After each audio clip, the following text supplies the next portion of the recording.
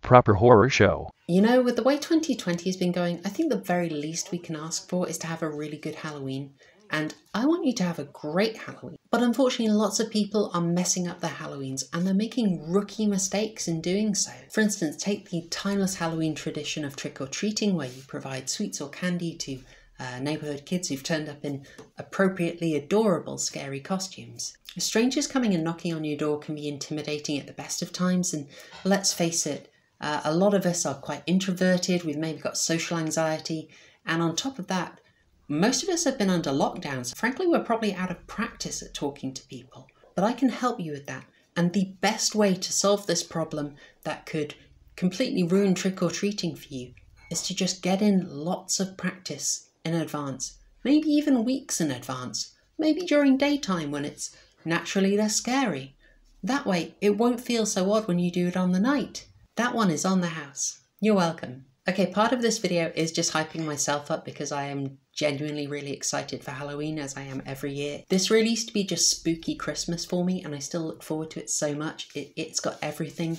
You know, there was a bottomless pizza, there's the thrill of staying late into the night watching films your parents wouldn't approve of. And of course, I would be indulging in the genre I love most, and Halloween is your best chance to spread that love of horror to other people, to people who maybe wouldn't give horror a try. But for you to have the best Halloween, there's a few things you've got to get right. Like, you've got to approach it properly. And happily for you, there is a strategy for it, and I have the perfect formula. There's a formula to it. A very simple formula! Before we get into that though, let's avoid a typical pitfall. We are not going to be fighting about snacks. People should bring the snacks they love. Popcorn, obviously, is controversial. It can be noisy. There is a munching factor. But popcorn is just a classic. We're sticking with the classics here. We love the classics. I'm not going to judge your snack choices. That is between you and your God. Eat what you will shall be the whole of the law as far as I'm concerned. I do also feel duty-bound to stand up for pizza here because, let's be honest, there is a reason pizza is the natural choice for Halloween. With pizzas being classically, you know, slices of a larger whole, it's a naturally communal experience that I will ignore when I devour the entire thing myself. The other undeniable advantage that pizza holds is that it is perfect for eating by hand. Now, your eyes are going to be occupied with all the films. It's a movie night, of course. So you don't want to have to be actually looking at your food or even, you know, sullying yourself with cutlery like some kind of Frenchman. No, the bread is your plate. The pizza slices have a very predictable geometry. You know, you're an adult, you're intelligent, you don't actually need to look. You can just pretty much hold the slice and guess. There's a very low chance that you will get pizza all over your face. Very low. Very survivable. In your dreams.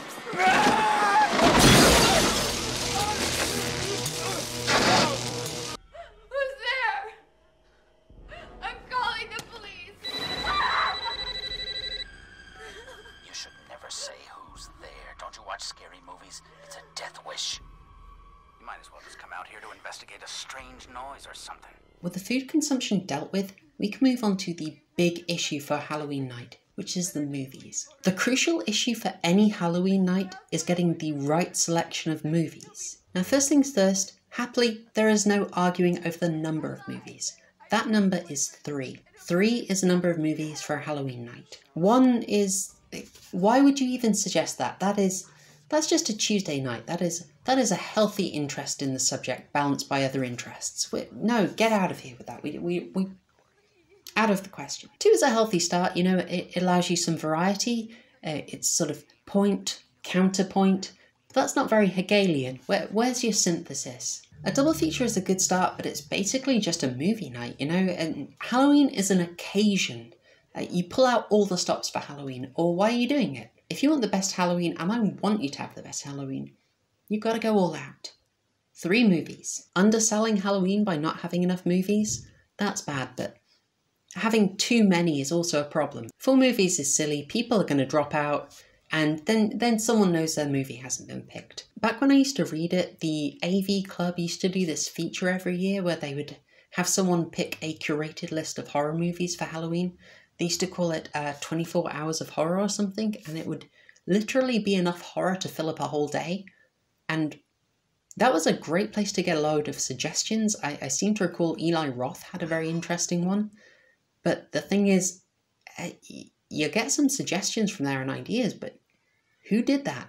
Who watched 24 hours of horror? I mean, kudos, but damn. Like, I struggle with the Lord of the Rings marathon. 24 hours of horror? That'll put me off. That's madness. So that's good. We're agreed. We're unanimous. Wir sind darüber einig. Daran besteht kein Zweifel. 3 horror movies is the correct number for your Halloween night. Now you just have to select them using the magic formula. And happily for you, I have that formula. Okay, film number 1. Film number 1 is The Gamble. Now remember, this is your opener. You've got people in their best mood. They're full of energy, they're all hyped. That means they're going to be more receptive, more open. They'll give anything a go. So this is where you surprise people. Try and pull something interesting out of the hat. This first film, The Gamble, this is your prime spot for an obscure recommendation, for a bizarre premise, something really weird you saw on r/horror, or maybe for a risky sequel that you're not so sure about. The point is, if it's a bit rubbish, people are in a good mood. They're going to be forgiving. Okay, you're taking a risk. It might not pay off. The film could be rubbish.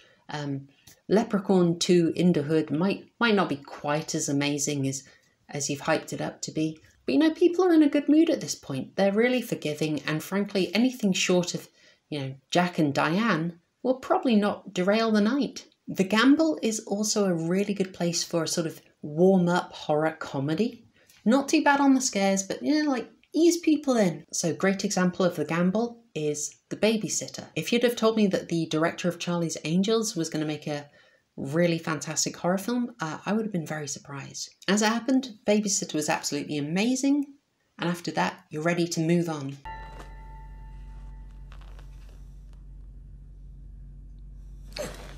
Film number 2. That is The Hard Hitter. Now remember, this is Halloween, so you do actually want to scare some people. A lot of the fun is like someone jumping out of their seat. It's a moment of catharsis. They've been spooked, they've jumped out of their chair, they've dropped something.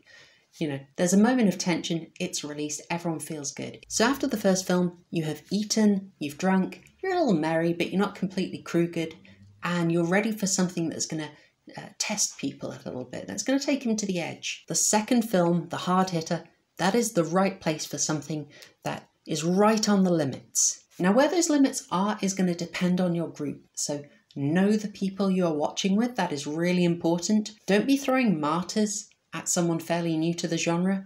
That's going to make for a bad time, and they're probably not going to watch anything for a while. If your group is a little more au fait with horror, then French Extreme would probably do really well here, or maybe a sort of harder hitting modern horror like Don't Breathe or Evil Dead. But still, don't go too out there. You don't want to be too risky, because remember, you've already gambled, and if you misjudge this, you've had 2 flops in a row.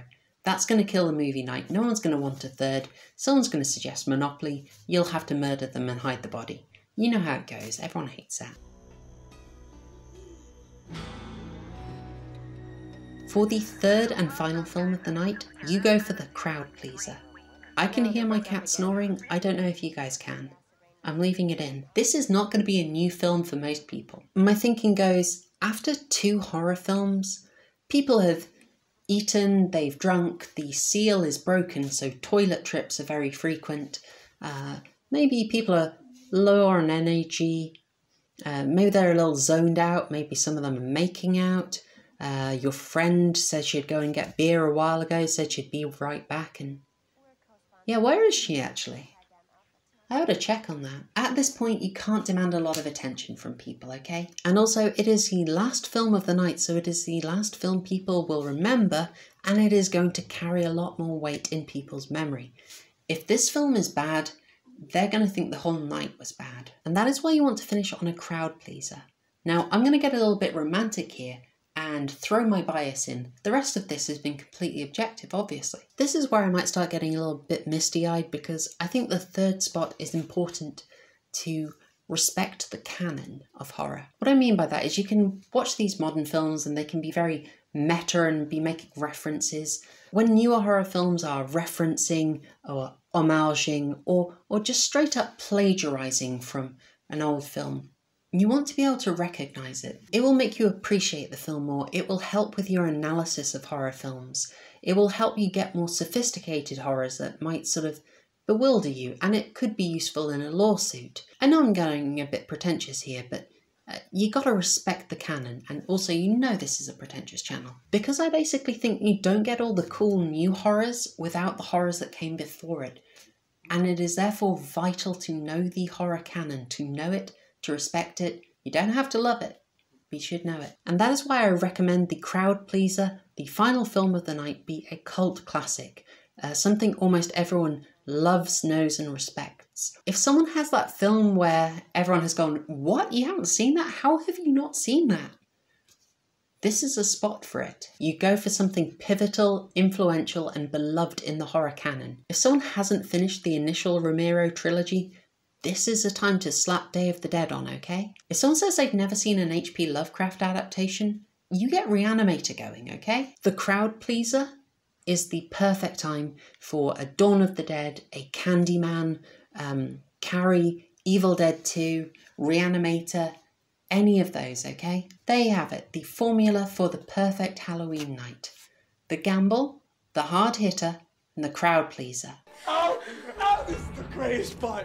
You're gonna love this. We got a surprise for you, Sydney. And you know, because I respect you guys, because I know you're going to subscribe to the channel after this and you're going to share this video with friends who also need my expert advice on how to have a perfect Halloween, I'm going to give you 3 bonus tips for finessing your Halloween night. It's just about finessing, alright? It is the cherry on the cake, it's the bitters in the old-fashioned, it's the screaming tortured soul in the meatball, okay? The usual. Bonus rule number 1 is you don't double dip a franchise or a subgenre. You don't follow Friday the 13th Part 3 with Part 4 or even another slasher. If you do that, the format's going to be a bit too obvious, okay? People might end up thinking that the genre is sort of ridden with formulaic sequels. We don't want that. So yeah, don't go for 2 films in the same franchise. I mean, Halloween 2 and Halloween 3 you can probably get away with. I suppose from the Child's Play series you're safe depending where you slice it. Let's not complicate that. Bonus rule number 2. Do not pick The Exorcist. Intensely serious introspective horror, kind of a hard sell at a fun party. But it's more the length. In fact, just try and avoid anything over 2 hours. This usually isn't an issue because horror films tend to be blessedly punchy, but the shorter running time is what makes a triple bill workable, okay? It's what lets you get all that wonderful variety into the night. If you go and throw the 3-hour director's cut of Dr. Sleep into the mix, or the 192-minute TV version of It, you're not getting your triple bill. Like, Red Bull and Adderall can only take you so far. And the final bonus role is get people involved, get them pitching into the selection. Give them a remit of, the gamble, the hard hitter, or the crowd pleaser, and get them choosing. It encourages investment, it encourages debate over what the film should be, and that builds up the hype and anticipation for the night. It gets everyone in the mood, and that is wonderful. People can then reap the kudos of a really good choice, and they're also a nearby accessible target if they made an absolutely terrible selection. That is all from me, and it's everything you need to know to have the perfect Halloween this year and every year. So what I really want to know is, what are you going to be watching this Halloween? If you're using my formula, and why wouldn't you? Label them. What's the gamble? What's the hard hitter? What is the crowd pleaser? I would love to know. I hope you enjoyed this, and if you are liking my content, please do subscribe. As you know, I'm a tiny channel, so every subscriber is an absolute delight. And it would really help if you shared this video with friends. It really helps a tiny channel like me. That is all for now. Thanks, y'all. Cheers. Okay, technically this is for candles, but I love it. And this is also just ginger beer in here. Jesus Christ, you don't know the rules? It's real Horrorshow.